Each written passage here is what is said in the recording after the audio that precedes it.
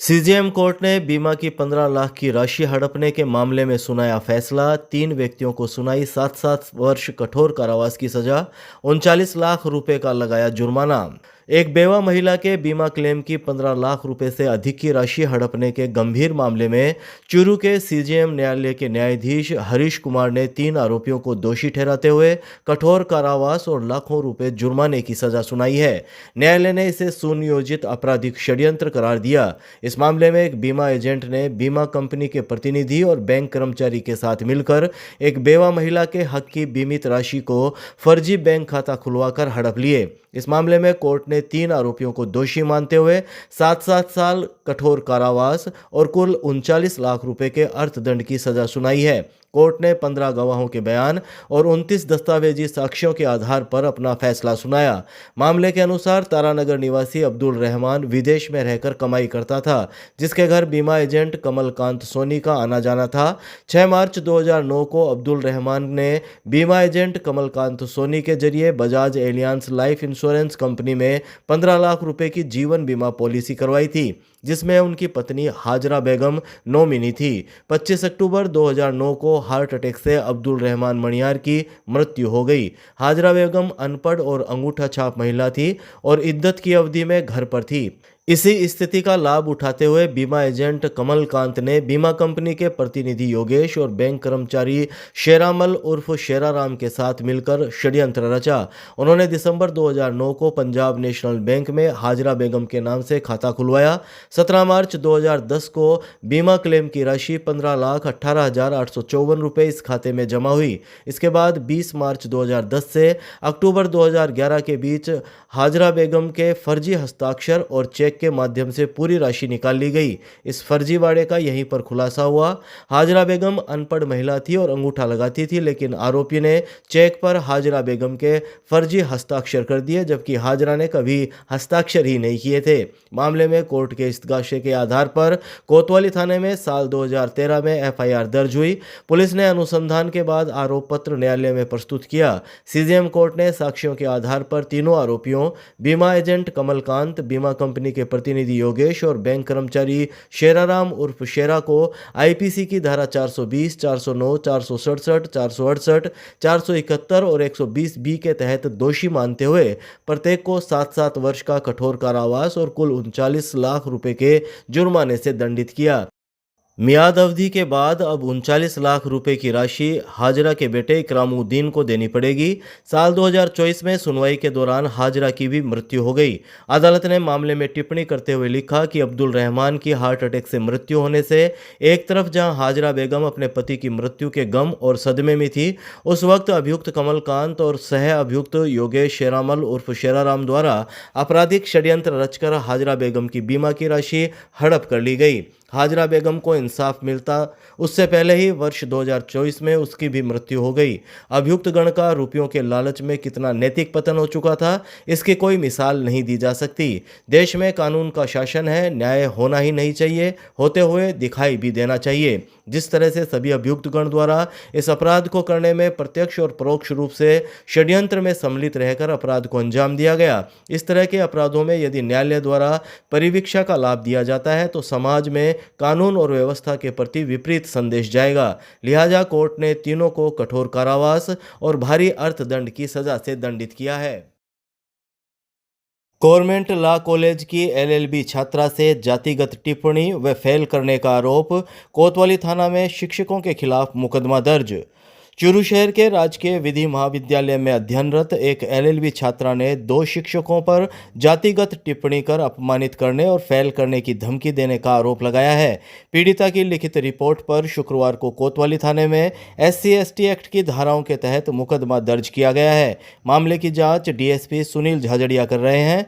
UGC कानून को लेकर चल रही बहस के बीच चूरू का यह मामला अब चर्चा में है। कोतवाली थाना पुलिस से शाम 7 बजे करीब मिली जानकारी जानकारी के मुताबिक रिपोर्ट में छात्रा ने आरोप लगाया कि दिसंबर 2025 में एक कार्यक्रम के दौरान प्रश्न पूछने पर अध्यापक अनिल और अध्यापिका अपूर्वा शर्मा नाराज हो गई और कथित रूप से उसे जाति सूचक शब्द कहकर पूरी कक्षा के सामने अपमानित किया।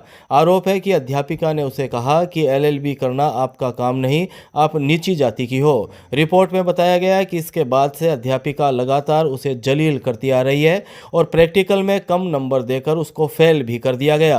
वह उसके साथ जातिगत दुश्मनी रखने लगी तथा दिनांक 21 फरवरी 2026 को अध्यापिका से जब फेल करने का कारण पूछा तो उसे फिर से जातिगत तौर पर जवाब दिया गया। छात्रा ने कॉलेज प्रशासन को शिकायत दी लेकिन सुनवाई नहीं होने का आरोप लगाया गया।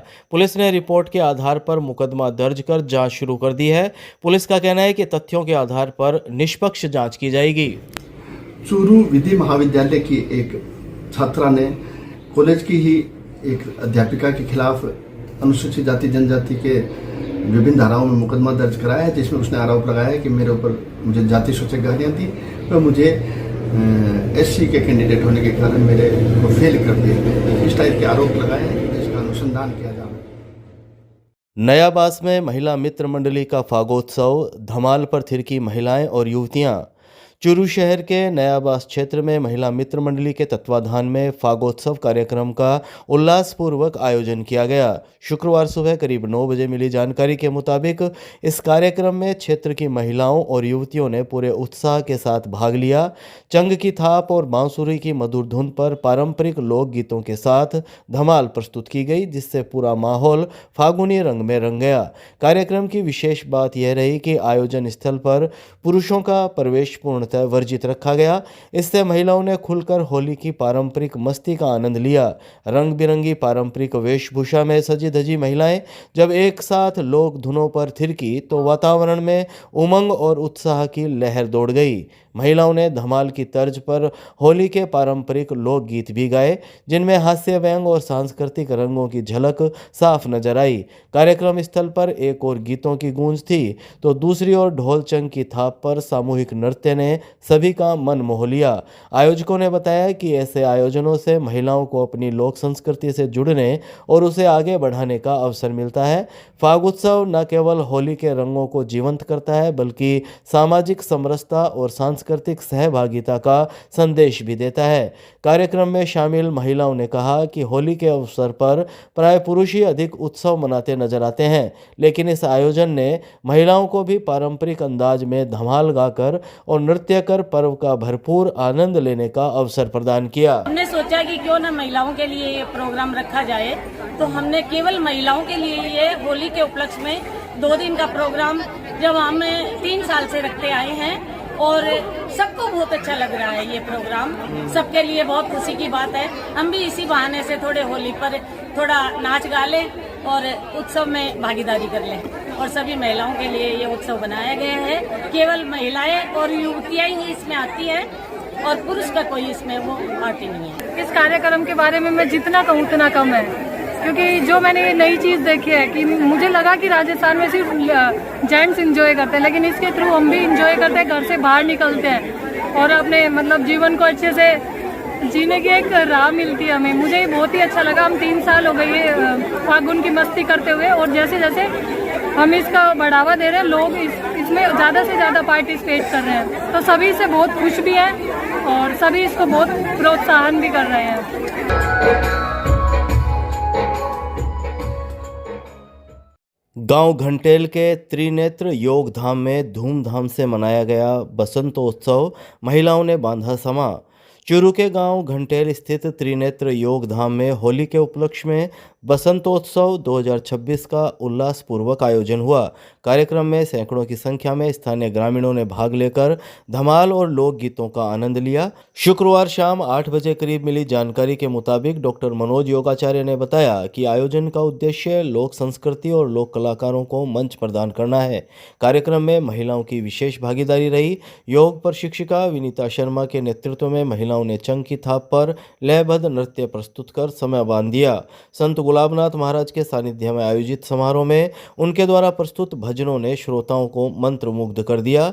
श्री श्याम ढप मंडली के सानिध्य में मुख्य गायक राजेंद्र चौबे, महेश हारित, पंकज ओझा, निरंजन सेन, सौरभ ओझा, हरीश हारित और डूंगर खटीक ने लोकगीतों और धमाल की स्वर लहरियां बिखेरी। कार्यक्रम में मुनीम जी की ढाणी, पित्तर जी की ढाणी व सोमासी के कलाकारों ने भी आकर्षक प्रस्तुतियां दी। आयोजन में मातृशक्ति की भागीदारी को लोक संस्कृति संरक्षण की दिशा में सकारात्मक कदम बताया जा रहा है। पंखा सर्किल के पास दुकान के बाहर युवक से मारपीट, 5 नामजद के खिलाफ मुकदमा दर्ज। चूरू शहर के कोतवाली थाना क्षेत्र में एक युवक के साथ मारपीट का मामला सामने आया है। वार्ड संख्या 1 निवासी 19 वर्षीय मोहित सैनी ने शुक्रवार को कोतवाली थाने में रिपोर्ट दी है। कोतवाली पुलिस से शाम 8 बजे करीब मिली जानकारी के मुताबिक रिपोर्ट में बताया गया कि मोहित सैनी की पंखा सर्किल के पास दुकान है।